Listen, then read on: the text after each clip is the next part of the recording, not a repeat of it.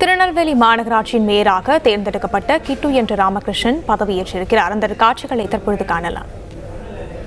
மேயராக தேர்ந்தெடுக்கப்பட்டுள்ள ராமகிருஷ்ணன் என்ற நான் சட்டப்போர் முறைப்படி நிறுவப்பட்ட இந்திய அரசியல் அமைப்பின் உண்மையாகவும் நம்பிக்கையும் பற்றும் கொண்டிருப்பேன் என்றும் இந்திய நாட்டுடைய இறந்து ஒருமைப்பாட்டும் நிலைநாட்டுவேன் நிறுவன் என்றும் நான் மேற்கொண்ட ஏற்புடைய கடமையை நேர்மையாக நிறைவேற்றி என்றும் முத்துவேல் கருணாநிதி ஸ்டாலின் அவருடைய தலைமையில் இந்த தமிழகத்துடைய திராவிட மாநிலத்துடைய ஆட்சியில் தமிழக பொற்கால ஆட்சி உள்ளாட்சியில் நல்லாட்சி என்று தருவேன் என்று என்னிடம் கூறியுள்ளார்கள். இந்திய நாட்டுடைய திருநெல்வேலி மாநகராட்சி மேயராக இந்த மாநகராட்சி மாற்றுவேன் என்று கூறியுள்ளேன்.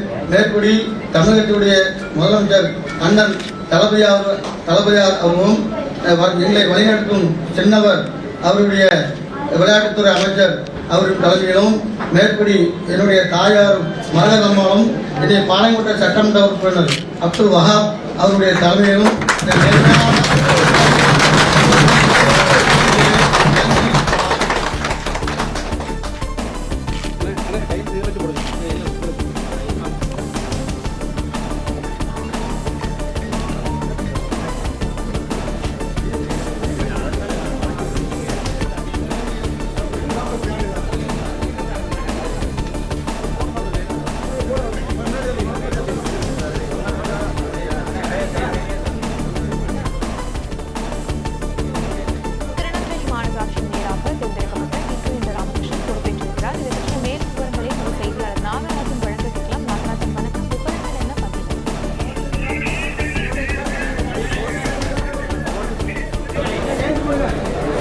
திருநெல்வேலி மாநகராட்சியின் மேயராக கிட்டு என்ற ராமகிருஷ்ணன் பொறுப்பேற்றிருக்கிறார். இதை பற்றின மேலும் விவரங்களை செய்தியாளர் நாகராஜன் வழங்க கேட்கலாம். நாகராஜன் வணக்கம். விவரங்கள் என்ன பகிரலாம்?